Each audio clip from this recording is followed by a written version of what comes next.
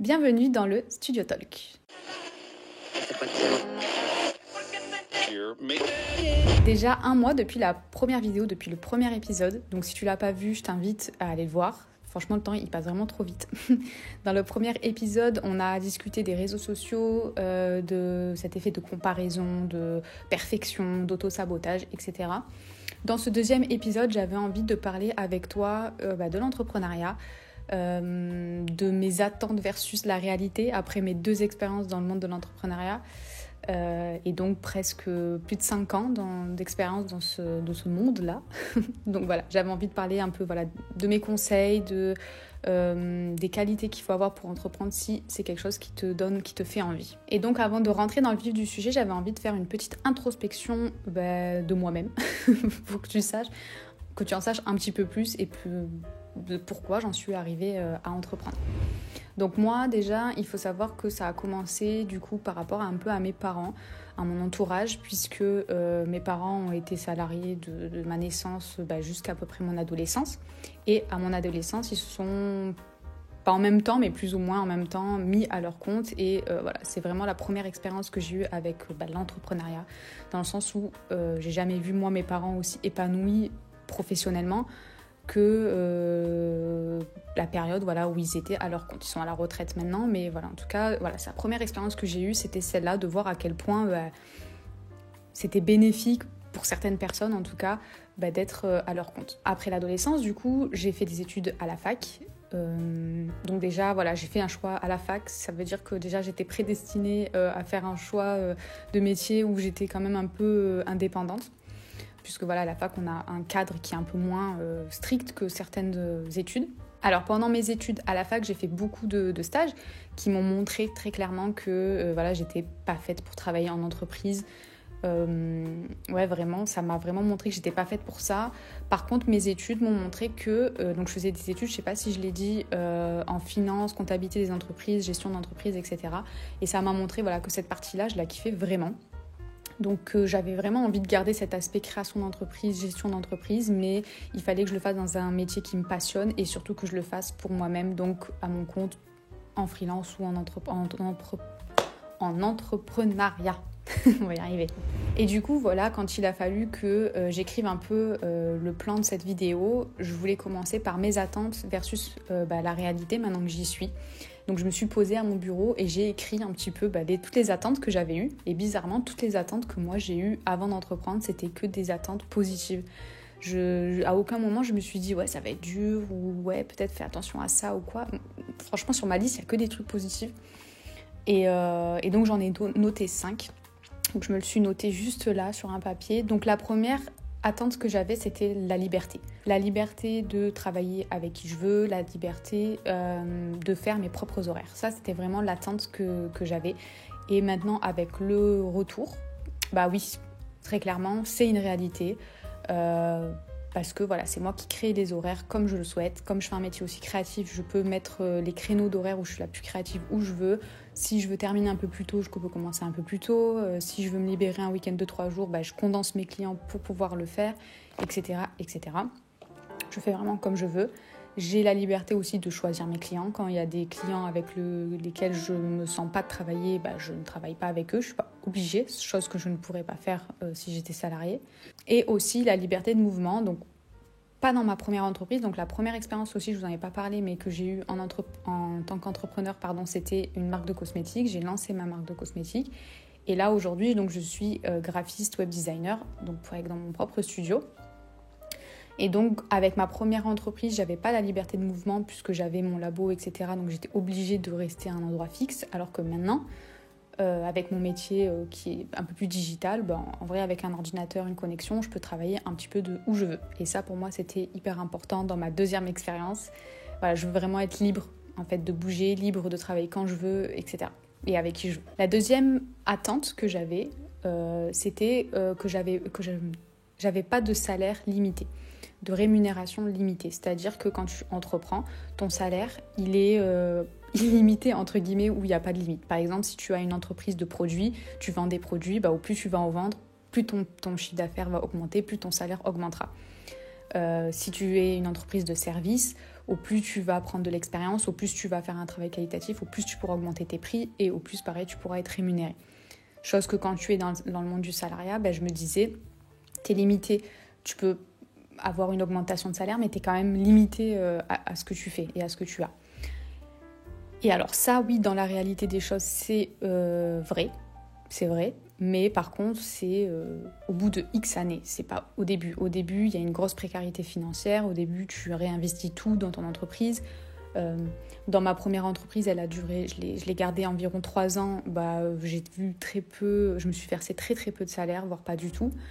Et dans mon entreprise actuelle, ça fait 1 an et demi que je l'ai et je suis encore en train de pratiquement tout réinvestir dans mon entreprise pour justement qu'elle se développe et pouvoir atteindre des beaux salaires plus tard. Ce qu'il faut savoir aussi, et la chose à laquelle alors c'est pas que je m'y attendais pas, mais c'est que j'y avais même pas pensé en fait avant de me lancer, c'est que tu galères. Non, je rigole. Tu galères pas, mais c'est-à-dire que t'es pas aidé. T'as pas de chômage si ça marche plus. Si tu pars en vacances, tu travailles pas, donc personne ne te paye des vacances. Si t'es malade, pareil, tu gagnes pas d'argent. En fait, si tu travailles pas, tu gagnes pas d'argent. T'es pas aidé si tu peux pas travailler pour X ou Y raison. Donc ça, il faut le prendre en compte. Il faut prendre en compte aussi le fait que si tu veux louer un appartement, acheter, faire un projet, emprunter à la banque, ça va être beaucoup plus compliqué si tu es entrepreneur, en tout cas au début. Souvent par exemple pour louer un appartement, on va te demander 3 ans de chiffre d'affaires, 3 ans de bilan. Sauf que 3 ans de bilan, il te faut 3 bons bilans et 3 bons bilans, on les a pas dès le départ. Donc c'est plutôt compliqué à ce niveau-là. C'est des choses auxquelles je ne m'attendais pas du tout. Pareil, encore une fois, que je n'ai pas du tout pensé. Et pourtant, ça, c'est une très très grosse réalité qu'il faut prendre en compte. Ensuite, le troisième point, la troisième attente que j'avais, c'était que j'allais faire le métier de mes rêves. En fait, j'allais faire le métier pour lequel je kiffais, me réveiller tous les jours. Et alors ça, dans la réalité, franchement, oui, c'est la réalité, puisque tu fais le métier que tu kiffes. Par contre, quelque chose que je ne m'y attendais pas, c'est que, en plus de ton métier de rêve, tu vas faire peut-être 50 métiers autour. En fait, tu vas, je sais pas, moi par exemple, je suis graphiste web designer, donc je vais faire des sites internet, des logos, etc. Mais en fait, ça, en plus à côté, tu vas faire de la comptabilité, tu vas faire de la communication, tu vas faire le commercial, du service client, etc. Et au final, tu fais plein de métiers. Alors moi, c'est quelque chose que je kiffe, mais il faut prendre en considération le fait que tu vas peut-être faire, je sais pas, je saurais pas le quantifier, mais tu vas peut-être faire à 40% du temps le métier pour lequel tu t'es lancé. Par exemple, je sais pas, tu es créatrice de bijoux, tu vas peut-être faire des bijoux 40% du temps. Tout le reste du temps, ça va être de la vente, ça va être du service client, ça va être la comptabilité, la gestion, le machin, le bidule, l'envoi des colis, n'importe quoi d'autre. Mais voilà, faut quand même le prendre en considération. Tu fais pas que ton job de rêve, tu fais plein de jobs à côté. Et voilà, moi c'est quelque chose que j'aime bien parce que du coup ça me permet de faire plein de choses, de jamais faire la même chose, de me différencier, de pas me trouver ça ennuyant, ce que je fais, de pas perdre l'intérêt pour mon métier de cœur, mon métier de base. Mais pour certains ça peut être lourd et donc ne pas hésiter à déléguer si vous le pouvez, parce que bien entendu dès le départ on ne peut pas forcément tout de suite tout déléguer, mais voilà, y penser. Ensuite, la quatrième attente que j'avais, et souvent c'est une attente qu'on nous laisse penser, on nous laisse croire, c'est qu'on n'a qu'à se lancer pour que ça marche. Ça, c'est quelque chose que j'ai beaucoup pensé au début, c'est que j'ai qu'à me lancer et puis c'est bon, ça va le faire. Alors déjà, oui, il faut te lancer parce qu'il n'y a qu'en te lançant que tu sauras si ça marche ou pas. Mais il n'y a pas que ça, il faut se lancer, mais après, derrière, il faut se faire connaître, il faut trouver des clients, il faut démarcher, il faut se former, innover. Enfin, voilà, c'est vraiment un travail de longue haleine. C'est pas juste je me lance et puis ça va marcher. Moi, dans ma tête, surtout dans la marque de cosmétiques, je me suis dit, vas-y, je lance ma marque et puis let's go, quoi, ça va marcher. Non, c'est plus compliqué que ça parce qu'il faut déjà trouver des clients, il faut trouver une communauté, il faut que cette communauté te fasse confiance, apprenne à connaître tes produits, apprenne à connaître ton entreprise. Enfin, c'est pas parce que tu te lances que ça va forcément marcher. Et c'est vrai que même moi, quand je me suis lancée, à aucun moment je me suis dit peut-être que ça peut ne pas marcher. En fait, moi, je me suis lancée en mode c'est sûr que ça va marcher. Et alors oui, des fois ça peut marcher, mais des fois ça peut ne pas marcher. Et il vaut mieux se le dire dès le départ, garder cette petite option dans la tête pour pouvoir toujours se dépasser, toujours innover, toujours faire mieux pour faire développer votre entreprise. Et ensuite, la dernière attente que j'avais, c'était que j'allais avoir personne sur mon dos. Et ça, franchement, oui, c'est la vérité, c'est la réalité. J'ai pas de hiérarchie, j'ai personne qui me dit quoi faire, comment faire, quand faire. Personne pour m'imposer un rythme de travail ou pour m'imposer une manière de travailler aussi, parce que c'est pour ça que j'avais choisi la fac dans les études, parce que je supportais pas en fait qu'on me donne une manière de faire, parce que si c'est pas ma manière de faire, pour atteindre le même résultat, tu vois, chaque personne va avoir son propre cheminement pour arriver au même objectif. Et je trouve que dans l'entrepreneuriat, c'est ça qui est cool, c'est que pour arriver à un objectif, je peux avoir mon propre cheminement. Et ça, je trouve que c'est vraiment trop bien. Et dans la réalité, c'est vraiment ça. Le seul revers à ça, c'est la solitude. Parce que moi, je suis freelance, mais du coup, voilà, c'est vrai qu'il y a une grosse solitude, tu es vraiment seule, moi, je travaille de chez moi seule. Donc voilà, la solitude, c'est vraiment quelque chose à prendre en compte. Même si tu lances ta société, ton entreprise et que ton objectif, c'est d'avoir après des salariés, au tout début, en tout cas, tu vas avoir une certaine solitude. Solitude dans ton métier, mais aussi solitude face à ton entourage, parce que tu es un peu en marge quand tu discutes avec les autres et tout, et que tu es entrepreneur. Alors il y en a, ça va passionner, ils vont vouloir te poser plein de questions, et pour d'autres, ça va être un peu étrange. Et voilà, donc t'es un peu en mode solo dans ton délire au début. Donc en tout cas, si la solitude c'est pas forcément fait pour toi, c'est pas grave, hein. Tu peux aller dans des espaces de coworking, tu peux te trouver un petit réseau d'entrepreneurs dans ta ville pour que vous puissiez vous réunir pour travailler ensemble. Enfin voilà, il y a plein de choses à faire, mais de toute façon je vais t'en parler juste après de mes conseils. Alors dans cette partie, je voudrais te parler des qualités pour survivre à l'entrepreneuriat. La première qualité, ouais, je sais pas si on peut dire ça, mais en tout cas, justement, c'est de connaître tes qualités et tes défauts.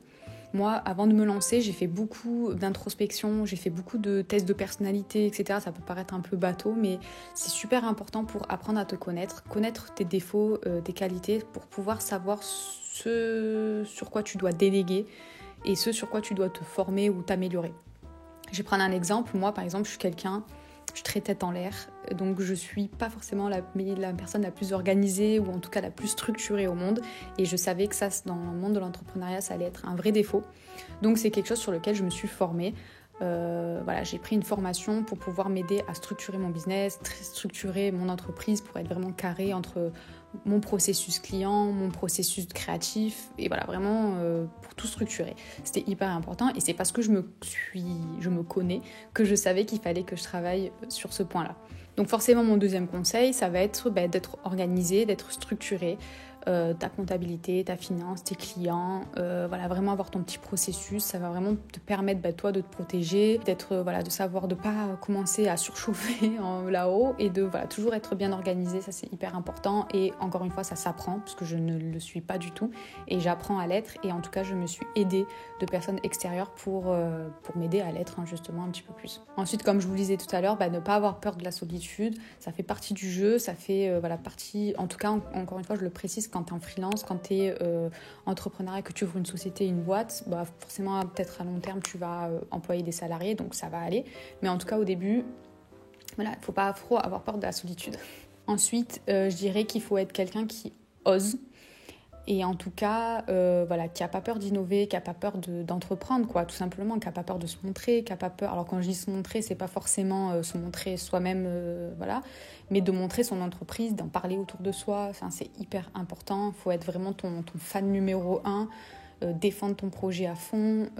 C'est hyper important. Si tu restes vraiment que tu en as honte, que tu as honte de ton projet, que tu n'en parles pas, ça peut être un petit peu compliqué, parce que si toi-même tu te fais pas confiance, les gens ils feront pas confiance en ton service ou en ton produit. Et la dernière qualité, je dirais que d'être passionné.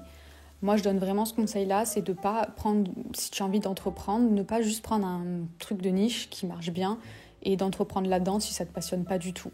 Moi, j'ai à cœur de faire un métier qui me passionne, et l'argent, c'est un facteur, c'est important, mais mon facteur numéro 1, c'est d'être épanouie, d'avoir un métier qui m'épanouit beaucoup, et pour moi ça passe par un métier qui me passionne. Et ensuite, maintenant, j'aimerais te parler de mes conseils, donc vraiment tous les conseils que je peux te donner après ces 2 expériences dans le monde de l'entrepreneuriat, ces 5 ans d'expérience dans l'entrepreneuriat. Le premier conseil que je peux te donner, si tu veux te lancer, ça serait de te faire une première expérience dans une entreprise qui fait le métier que tu veux faire. Par exemple, voilà, moi je suis graphiste web designer, de te faire un stage ou de travailler quelque temps dans une entreprise, une agence de communication par exemple, pour apprendre un peu les rouages du métier. Pas apprendre les choses techniques qu'on t'apprend à l'école ou dans des formations, mais apprendre vraiment l'envers du décor, la gestion de l'entreprise, la gestion d'un projet, etc. Pareil, hein, si tu veux, je sais pas moi, créer une marque de vêtements, aller travailler dans le monde, dans un univers, dans le monde de la mode, pour pouvoir justement dans cette industrie-là, pour pouvoir apprendre un petit peu les rouages du métier, savoir comment ça se passe derrière. Après, idéalement, mon deuxième conseil, ça serait de te créer un réseau.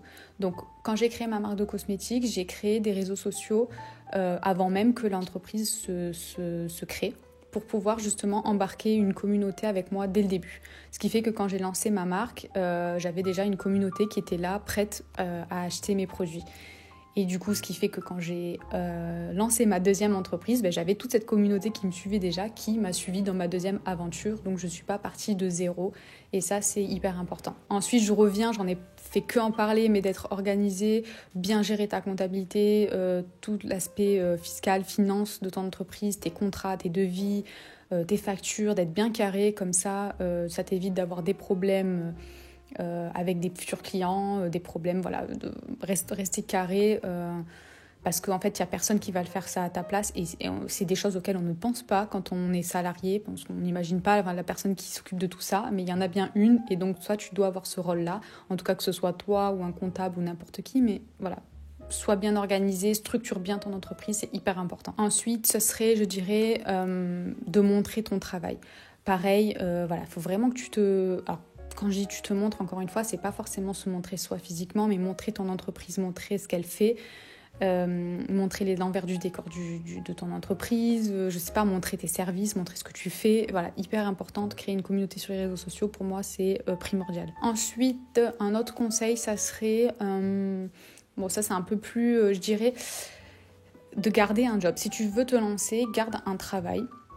Par exemple à mi-temps ou des études ou une alternance ou peu importe, à côté de ton nouveau projet. Commence à lancer ton projet, commence par exemple à créer des réseaux sociaux, commence à lancer un peu le projet, et le jour où tu vois que tu commences à avoir des clients, de plus en plus de clients, et que tu vois que de plus en plus de monde sont intéressés, et que tu te rends compte que ton job que tu avais gardé, je sais pas moi, si tu étais vendeur en boulangerie ou peu importe, si tu vois que ce job-là, il commence à t'empêcher d'évoluer et de grandir, là, à ce moment-là, tu fais la bascule et tu mets de côté en fait ce job-là pour faire à temps plein ta nouvelle entreprise. Moi, ça, c'est quelque chose que j'ai pas fait. Je me suis tout de suite lancée et ça a été assez problématique dans le sens où, déjà, j'ai pas eu de chômage. Donc, j'ai dû créer de zéro avec juste l'argent que j'avais de côté. Et financièrement, au début, dans tous les cas, ça va être compliqué, à part si tu as une bonne étoile ou si tu as une bonne rencontre au bon moment. Au tout début, c'est toujours un peu compliqué. Donc, il faut que tu aies quand même de quoi survivre pendant une première année, je dirais. Donc voilà, si tu peux garder un petit job à côté en soupape, c'est hyper important et ça peut te donner un vrai plus pour continuer sur le long terme. Mais par contre, il ne faut pas avoir peur de faire cette bascule et pas faire cette bascule trop tard. Et oser faire cette bascule-là en tout cas. Et le dernier conseil que je pourrais te donner, ça c'est mon conseil numéro 1, parce que c'est ce qui, entre guillemets, fait un peu échouer ma première entreprise, c'est de faire attention à ta santé mentale. Moi, comme je te le disais, j'idéalisais le monde de l'entrepreneuriat et je m'en suis vraiment rendu compte que c'était bien plus dur que ce que je pensais. Et du coup, dans ma première entreprise, je me suis mis à fond, trop à fond. Je ne me suis pas passionnée, je me suis acharnée. Et du coup, j'ai fait vraiment un burn-out qui m'a vraiment coûté ma première entreprise. Et je fais du coup hyper attention avec mon studio actuel, de vraiment faire attention à ma santé mentale. On fait beaucoup de burn-out en étant salarié dans une entreprise, mais beaucoup d'entrepreneurs font aussi des burn-out parce qu'ils se donnent beaucoup trop. Tout à l'heure, je disais, on avait la liberté de timing, la liberté des horaires, mais justement, j'en ai pas parlé. Souvent, les horaires, on ne s'arrête pas à 17h, on continue jusqu'à pas d'heure, on travaille le week-end, etc. Donc, faire hyper attention à votre santé mentale, à sortir, à vous aérer, à avoir d'autres activités, d'autres passions, voir du monde. Voilà, vraiment, la solitude, en plus aussi de ce métier-là, de cette voie-là, vous plonge encore plus dans ce burn-out, peut-être des fois même des dépressions. Gardez votre job comme quelque chose de sain. Voilà. Ayez une relation saine avec votre relation professionnelle, c'est très très important, comme une relation personnelle avec un conjoint, conjointe. C'est hyper important d'avoir une relation saine avec son job et son entreprise, parce que c'est une vraie relation avec votre entreprise. Hein. C'est, moi le premier, je l'appelais mon bébé, là le deuxième, on ne sait pas, mais en tout cas, c'est une vraie relation que vous avez avec votre entreprise. Donc, faites attention à vous. Et donc, pour conclure, la question à 1 million d'euros, c'est si je devais tout recommencer, est-ce que je me lancerais dans l'entrepreneuriat ? La réponse, oui. La réponse, c'est oui. Je pense que je peux plus en fait retourner dans le monde du salariat. Après, je veux pas faire de comparaison. Cette vidéo-là, elle n'est pas faite pour faire de comparaison. Parce qu'il y a beaucoup de points positifs à être salarié, beaucoup de points positifs à être entrepreneur, et inversement, il y a beaucoup d'inconvénients à être salarié, beaucoup d'inconvénients à être entrepreneur. Voilà, je pense pas que ce soit mieux ou pas mieux de faire l'un ou l'autre. Je pense que c'est vraiment en fonction de vous, en fonction de votre personnalité, en fonction de vos attentes, en fonction de votre environnement, vos objectifs dans la vie. Un projet, un chemin sera mieux que l'autre. Salarié ou entrepreneuriat, freelance, etc. L'un sera mieux en fonction de l'autre, en fonction de vous-même. Pas en fonction des autres, pas en fonction de... si vous faites une colonne avantage-inconvénient, vous en trouverez autant dans les deux. Donc c'est vraiment en fonction de vous.